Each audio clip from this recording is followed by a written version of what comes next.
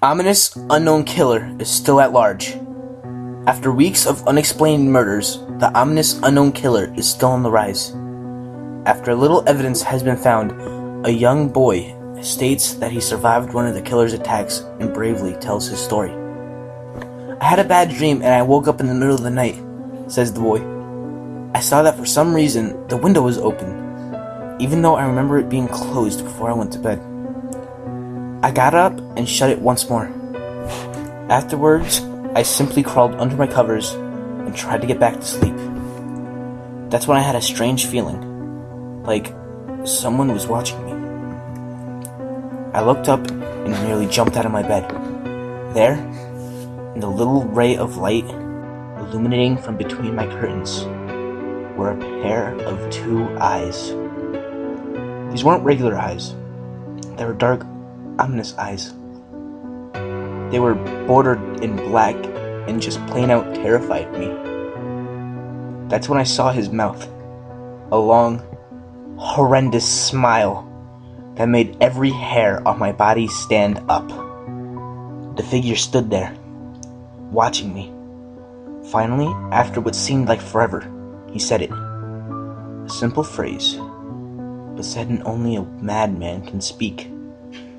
He said, "Go to sleep." I let out a scream. That's what sent him at me. He pulled up a knife, aiming at my heart. He jumped on top of my bed. I fought him back. I kicked, I punched, I rolled around, trying to knock him off of me. That's when my dad busted in. The man threw the knife. It went into my dad's shoulder. The man probably would have finished him off if one of the neighbors hadn't alerted the police. They drove into the parking lot and ran towards the door. The man ran away down the hallway. I heard a smash, like glass breaking. As I came out of my room, I saw the window that was pointing towards the back of my house was broken. I looked out to see him vanish into the distance. I can tell you one thing. I will never forget that face. Those cold, evil eyes. That psychotic smile. They will never leave my head. Police are still on the lookout for this man. If you see anyone that fits the description in this story, please contact your local police department. Jeff and his family had just moved into a new neighborhood. His dad had gotten a promotion at work, and they thought it would be best to live in one of those fancy neighborhoods. Jeff and his brother Lou couldn't complain though. A new, better house. What was not to love? As they were getting unpacked, one of their neighbors came by. "Hello," she said. "I'm Barbara. I live across the street from you. Well, I just wanted to introduce myself and introduce my son." She turns around and calls her son over. "Billy, these are our new neighbors." Billy said hi and ran back to his yard. "Well," said Jeff's mom, "I'm Margaret, and this is my husband Peter, and my two sons, Jeff and Lou." They introduced themselves, and then Barbara invited them to her son's birthday. Jeff and his brother were about to object when their mother said they would love to. When Jeff and his family were done packing, Jeff went up to his mom. "Mom, why would you invite us to some kid's party? If you haven't noticed, I'm not some dumb kid." "Jeff," said his mother, "we just moved here. We should show that we want to spend time with our neighbors. Now, we're going to that party, and that's final." Jeff started to talk but stopped himself, knowing that he couldn't do anything. Whenever his mom said something, it was final. He walked up to his room and plopped down on his bed. He sat there, looking at his ceiling, when suddenly, he got a weird feeling. Not so much pain, but a weird feeling. He dismissed it as just some random feeling. He heard his mother call him down to get his stuff, and he walked down to get it. The next day, Jeff walked downstairs to get breakfast and got ready for school. As he sat there eating his breakfast, he once got that feeling. This time, it was stronger. It gave him a slight tugging pain, but he once again dismissed it. As he and Lou finished breakfast, they walked down to the bus stop. They sat there, waiting for the bus, and then all of a sudden, some kid on a skateboard jumped over them, only inches above their laps. They both jumped back surprised. "Hey, what the hell?" The kid landed and turned back to them. He kicked the skateboard up and caught it with his hands. The kid seemed to be about 12, 1 year younger than Jeff. He wears an Aeropostale shirt and ripped blue jeans. Well, Looks like we've got some new meat." Suddenly, two other kids appeared. One was super skinny and the other was huge. "Well, since you're new here, I'd like to introduce ourselves. Over here is Keith." Jeff and Lou looked over the skinny kid and had a dopey face you would expect a sidekick to have. "And he's Troy." They looked over at the fat kid. Talk about a fat tub of lard. This kid looked like he hadn't exercised since he was crawling. "And I," said the first kid, "am Randy. Now, for all of the kids in this neighborhood, there is a small price for bus fare, if you catch my drift." Lou stood up, ready to punch the lights out of the kid's eyes, when one of his friends pulled a knife on him. "Tisk, tisk, tisk. I had hoped you would be more cooperative. But it seems we must do this the hard way." The kid walked up to Lou and took his wallet out of his pocket. Jeff got that feeling again. Now it was truly strong. A burning sensation. He stood up, but Lou gestured him to sit down. Jeff ignored him and walked up to the kid. "Listen here, little punk. Give back my bro's wallet or else." Randy pulled the wallet and his knife and pulled out his knife. "Oh, and what will you do?" Just as he finished the sentence, Jeff popped the kid in the nose. As Randy reached for his face, Jeff grabbed the kid's wrist and broke it. Randy screamed and Jeff grabbed the knife from his hand. Troy and Keith rushed Jeff, but Jeff was too quick. He threw Randy to the ground. Keith lashed at him, and Jeff ducked and stabbed him in the arm. Keith dropped his knife and fell to the ground screaming. Troy rushed him too, but Jeff didn't even need the knife. He just punched Troy straight in the stomach, and Troy went down. As he fell, he puked all over. Lou could do nothing but look in amazement at Jeff. "Jeff, how did you—" That's all he said. They saw the bus coming and knew they'd be blamed for the whole thing, so they started running as fast as they could. As they ran, they looked back and saw the bus driver rushing over to Randy and the others. As Jeff and Lou made it to school, they didn't dare tell what happened. All they did was sit and listen. Lou just thought of that as his brother beating up a few kids, but Jeff knew it was more. It was something scary. As he got that feeling, he felt how powerful it was. The urge to just hurt someone. He didn't like how it sounded, but he couldn't help feeling happy. He felt that strange feeling go away and stay away for the entire day of school. Even as he walked home due to the whole thing near the bus stop, and how now he probably wouldn't be taking the bus anymore. He felt happy. When he got home, his parents asked him how his day was, and he said, in a somewhat ominous voice, "It was a wonderful day." Next morning, he heard a knock at the front door. He walked down to find 2 police officers at the door, his mother looking back at him with an angry look. "Jeff, these officers tell me that you attacked 3 kids, that it wasn't regular fighting, and that they were stabbed. Stabbed, son." Jeff's gaze fell to the floor, showing his mother it was true. "Mom, they were the ones who pulled the knives on me and Lou." "Son," said one of the cops, "we found 3 kids stabbed, one having a bruise on his stomach. We have eyewitnesses proving that you fled the scene. Now, what does that tell us?"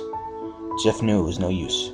He could say him and Lou had been attacked, but there was no proof. It was not them who attacked first.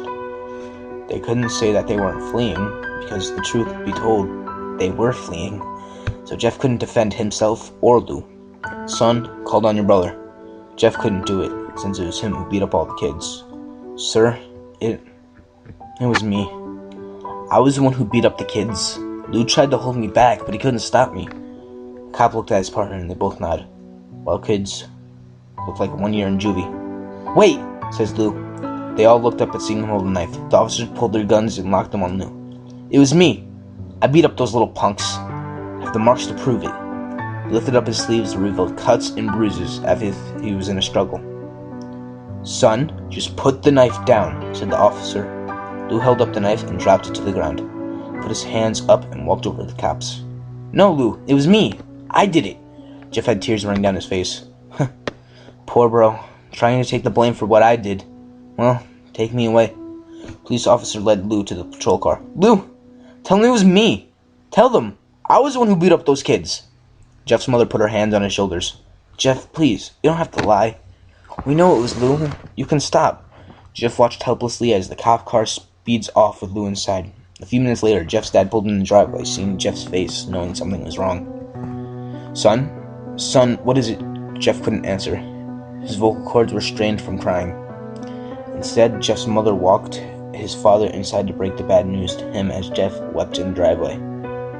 After an hour or so, Jeff walked back into the house, seeing that his parents were both shocked, sad, and disappointed. He couldn't look at them. He couldn't see how they thought of Lou. It was his fault. He just went to sleep, trying to get the whole thing off his mind. 2 days went by with no word from Lou at JDC. No friends to hang out with. Nothing but sad and guilt. That is until Saturday, when Jeff woke up by his mother. "Jeff, we both know what happened. I think this party could be the thing that brightens up the past few days. Now, get dressed." Jeff's mother walked out of the room and downstairs to get herself ready. He fought himself to get up. He picked out a random shirt and a pair of jeans and walked downstairs. He saw his mother and father all dressed up. His mother in a dress and his father in a suit. He thought, why would they ever wear such fancy clothes to a kid's party? "Son, is that all you're gonna wear?" said Jeff's mom. "Better than wearing too much," he said. His mother pushed down the feelings to yell at him and hit it with a smile. "Now, Jeff, we may be overdressed, but this is how you go if you want to make an impression," said Jeff's father. Jeff grunted and went back up to his room. "I don't have any fancy clothes," he yelled downstairs. "Just pick out something," called his mother. He looked around his closet for what he would call fancy. He found a pair of black dress pants he had for special occasions and an undershirt. He couldn't find a shirt to go with it, though. He looked around and found only striped and patterned shirts, none of which go with dress pants. Finally, he found a white hoodie to put on. "You're wearing that?" they both said. His mother looked at her watch. "Oh, no time to change. Let's just go," she said as she herded Jeff and his father out the door. They crossed the street and over to Barbara's and Billy's party house. They knocked on the door and it appeared Barbara, just like his parents, way overdressed. As they walked inside, all Jeff could see were adults. No kids. "The kids are out in the yard, Jeff. How about we go meet some of them?" said Barbara. Jeff walked outside to a yard full of kids. They were running around in a weird cowboy costume and shooting each other with plastic guns. He might as well be standing in a Toys R Us. Suddenly, a kid came up to him and handed a toy gun to him. "Hey, wanna play?" he said. No, kid. I'm way too old for this stuff." The kid looked at him with a weird puppy dog face. "Please?" said the kid. "Fine," said Jeff. He put on a hat and started to pretend to shoot at the kids. At first, he thought it was totally ridiculous, but then he started to actually have fun. It might not have been super cool, but it was the first time he had done something that took his mind off of Lou. So he played with the kids for a while, until he heard a noise, a weird rolling noise that hit him. Randy, Troy, and Keith all jumped over the fence on their skateboards. Jeff dropped the fake gun and ripped off the hat. Randy looked at Keith with a burning hatred. "Hello, Jeff, is it?" he said. "We have some unfinished business." Jeff saw his bruised nose. "I think we're even. I beat the crap out of you and you get my brother sent to JDC." Randy got an angry look in his eyes. "Oh no, I don't go for even. I go for winning. You may have kicked our asses that one day, but not today." As he said that, Randy rushed at Jeff. They both fell to the ground. Randy punched Jeff in the nose, and Jeff grabbed him by the ears and headbutted him. Jeff pushed Randy off of him, and both went to their feet. Kids were screaming. Parents were running out of the house. Troy and Keith both pulled guns out of their pockets. "No one interrupts or guts will fly," they said. Randy pulled a knife on Jeff and stabbed it into his shoulder. Jeff screamed and fell to his knees. Randy started kicking him in the face. After 3 kicks, Jeff grabbed his foot and twisted it, causing Randy to fall to the ground. Jeff stood up and walked towards the back door. Troy grabbed him. "Need some help?" He picked Jeff up by the back of the collar and throws him into the patio door. As Jeff tries to stand, he is kicked to the ground. Randy repeatedly starts kicking Jeff until he starts to cough up blood. "Come on, Jeff, fight me!" He picks up and throws him into the kitchen. Randy sees a bottle of vodka on the counter and smashes the glass over Jeff's head. "Fight!" He throws Jeff into the living room. "Come on, Jeff, look at me!" Jeff glances up, his face riddled with blood. "I was the one who got your brother sent to JDC. And now you're just gonna sit here and let him rot in there for a whole year? You should be ashamed of yourself. Jeff gets up. Oh, finally you stand and fight. Jeff is now to his feet, blood and vodka in his face. Once again, he gets that strange feeling, the one in which he hasn't felt for a while. Finally he's up, says Randy as he runs at Jeff. That's when it happens. Something inside Jeff snaps. His psyche is destroyed. All rational thinking is gone. All he can do is kill. He grabs Randy and pile drives him to the ground. He gets on top of him and punches him straight in the heart. The punch causes Randy's heart to stop as Randy gasps for breath. Jeff hammers down on him. Punch after punch after punch. Blood gushes from Randy's body until he takes one final breath and dies. Everyone is looking at Jeff now. Parents, the crying kids, even Troy and Keith. Although they easily break from their great gaze and point their guns at Jeff. Jeff sees the guns trained on him and runs for the stairs. As he runs, Troy and Keith let fire out on him, each shot missing. Jeff runs up the stairs. He hears Troy and Keith follow behind. As they let out their final rounds of bullets, Jeff ducks into the bathroom. He grabs a towel rack and rips it off the wall. Troy and Keith race in, knives ready. Troy swings his knife at Jeff, who backs away and bangs the towel rack into Troy's face. Troy goes down hard. Now all that's left is Keith. He's more agile than Troy, though, and ducks when Jeff swings the towel rack. He dropped the knife and grabbed Jeff by the neck. He pushes him to the wall. A thing of bleach fell down on top of him from the top shelf. It burnt both of them as they both started to scream. Jeff wiped his eyes off best as he could. He pulled back the towel rack and swung it straight into Keith's head. As he lay there, bleeding to death, he let out an ominous smile. "What's so funny?" asked Jeff. Keith pulls out a lighter and switched it on. "What's funny," he said, "is that you're covered in bleach and alcohol." Jeff's eyes widened as Keith threw the lighter at him. As soon as the flame made contact with him, the flames ignited the alcohol and the vodka. It burned him. The bleach bleached his skin. Jeff let out a terrible screech as he caught on fire. He tried to roll out the fire, but it was no use. The alcohol had made him a walking inferno. He ran down the hall and fell down the stairs. Everybody started screaming as they saw Jeff, now a man on fire, dropped to the ground, nearly dead. The last thing Jeff saw was his mother and the other parents trying to extinguish the flame. That's when he passed out.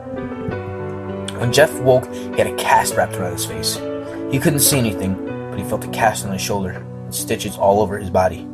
He tried to stand up, but he realized there was some tube in his arm. And when he tried to get it up, it fell out, and a nurse rushed in. "I don't think you can get out of bed just yet," she said, as she set him back in his bed and reinserted the tube. Jeff sat there with no vision, no idea what surroundings were. Finally, after hours, he heard his mother. "Honey, are you okay?" she asked. Jeff couldn't answer, though. His face was covered, and he was unable to speak. "Oh, honey, I have great news. After all the witnesses told the police that Randy confessed of trying to attack you, they decided to let Lou go." This made Jeff almost bolt up, stopping halfway, remembering the tube coming out of his arm. "He'll be out by tomorrow. Then you two will be able to come together again." Jeff's mother hugs Jeff and says her goodbyes. The next couple of weeks were those where Jeff was visited by his family. Then came the day where his bandages were removed. His family were all there to see it, what he would look like. As the doctors unwrapped the bandages from Jeff's face, everyone was on their seats. They waited until the last bandage holding to cover his face were almost removed. "Let's hope for the best," said the doctor.